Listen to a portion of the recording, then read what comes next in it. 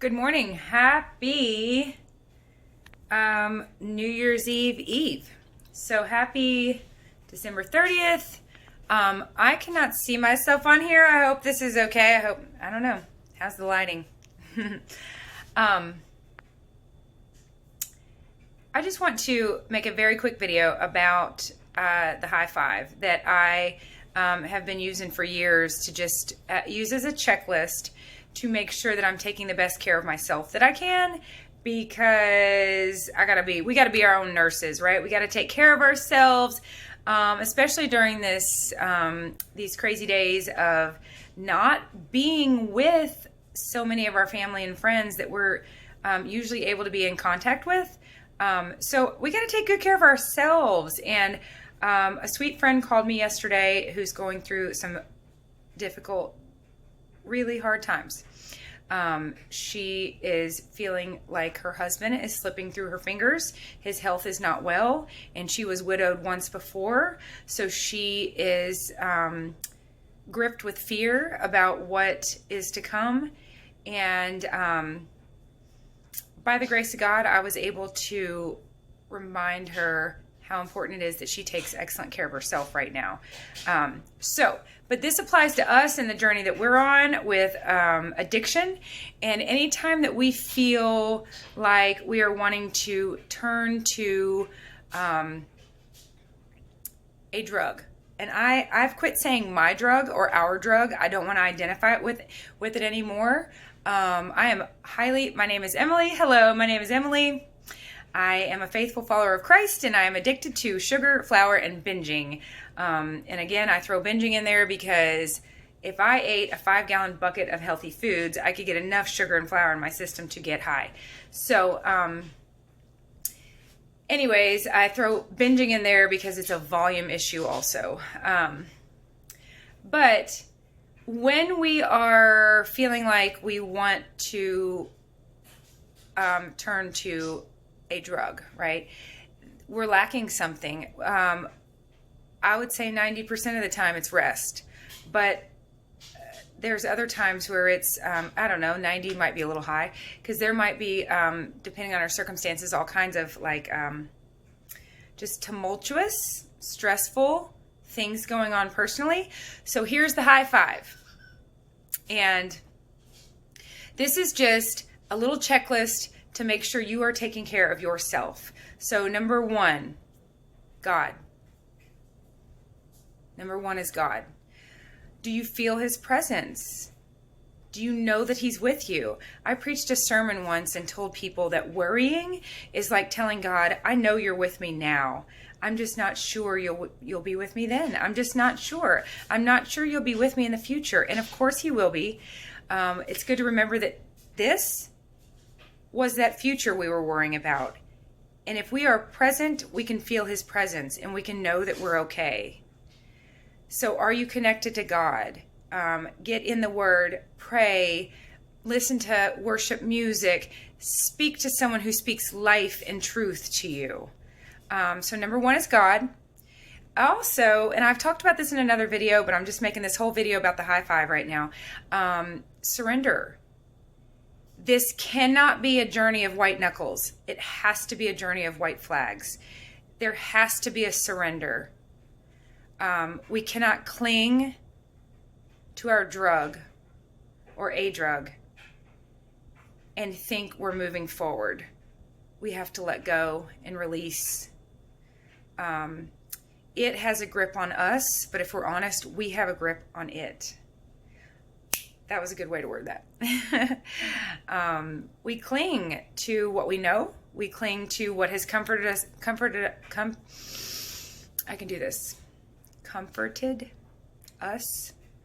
in the past. That's like the word regularly.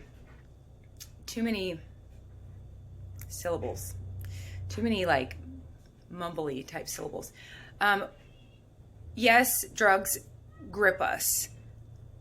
But we have to release our own grip on them. We have to grieve them and say goodbye, like a bad relationship.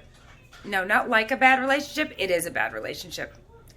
So we've got to release that grip. So this cannot be a journey of white knuckles. It has to be a journey of white flags.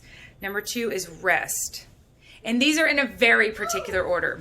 Okay, Clara, I'm making a video. Do you see me on there? Can you see me? Good. I hope so. Clara just let the border collie in, and he needs to go out because he has started. Oh, get him out of the house, okay? Thank you. He is a puppy, and he has started marking his territory around here, and we don't want to get him neutered because I think that might mess with his ability to herd cattle. I don't know. But I'm telling you what, and he doesn't just like mark a little. Apparently, he really wanted our M&M machine because he unloaded on it, okay? It wasn't like a little like spritz. He did not spritz the M&M machine. It was a gallon and a half. Oh my gosh, my life. My husband was sitting right here at the island and he said, "Do you hear that?" Like running water. And he said, "That's Clyde peeing." And I was like, no, I was in denial. It can't be. And it was Clyde peeing on the M&M machine. So he's officially an outdoor dog now. God, rest. We have to have rest to function hormonally. And people ask me, "Oh my gosh, Emily, you've lost so much weight. Do you feel better?" And I tell them I feel better in ways I could not have anticipated feeling better because I function.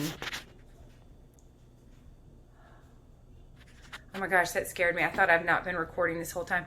I'm functioning better than ever.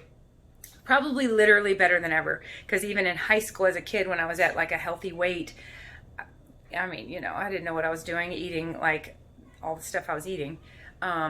Anyways, so rest. We have to allow our bodies to recover from what we ask them to get up and do every day. So are you rested? And a friend of mine emailed me and said, "Oh, I took a nap yesterday when I should have been cleaning the house." And I was like, "No, you should have been taking a nap," which is what you were doing. So awesome. Good job. Our kids need sane parents, and rest helps with that. So God, rest, water. We have to have water for every single function. I've had some hard years over my lifetime. When I had baby number 5, that was, I say, the hardest year of my life because I was working first, second, and third shift around here. So it was like I was up all night and all day, and it was just, I had teenagers, I had a newborn. We didn't slow our life down. I don't homeschool. I mean, we were running and running and running. And there were times where I would stop and think, I literally don't know what move to make next.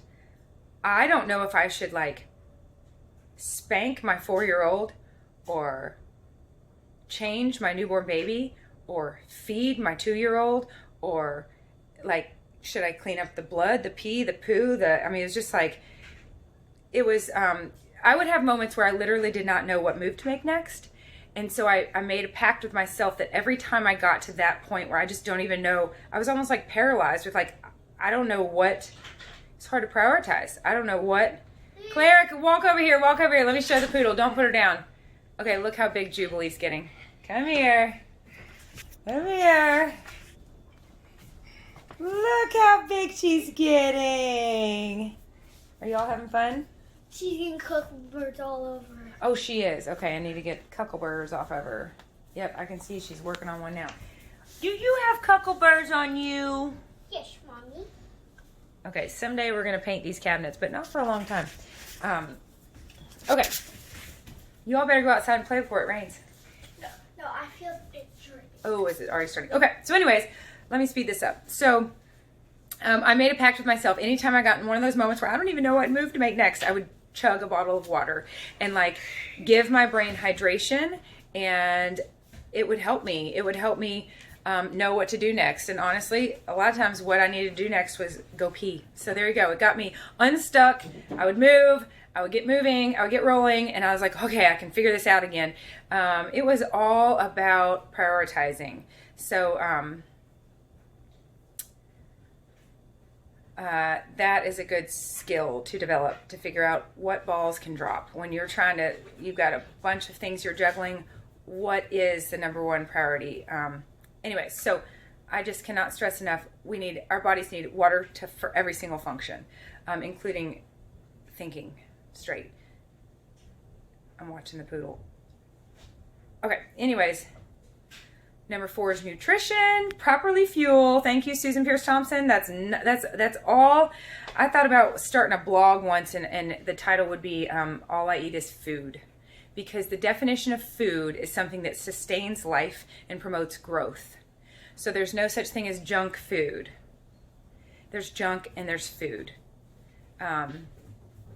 So on Brightline Eating, all we're eating is food. That's pretty awesome. So God, rest, water, nutrition, and finally, activity. Get some activity in there. Which, after doing these 4, you'll want to. So move. If you don't use it, you'll lose it. We got to use these bodies that we're in. And I don't exercise per se because I'm still losing weight. And Susan Pierce Thompson tells us, keep those bunny slippers on, which, by the way, I literally have bunny slippers. I can show you. I bought these early on.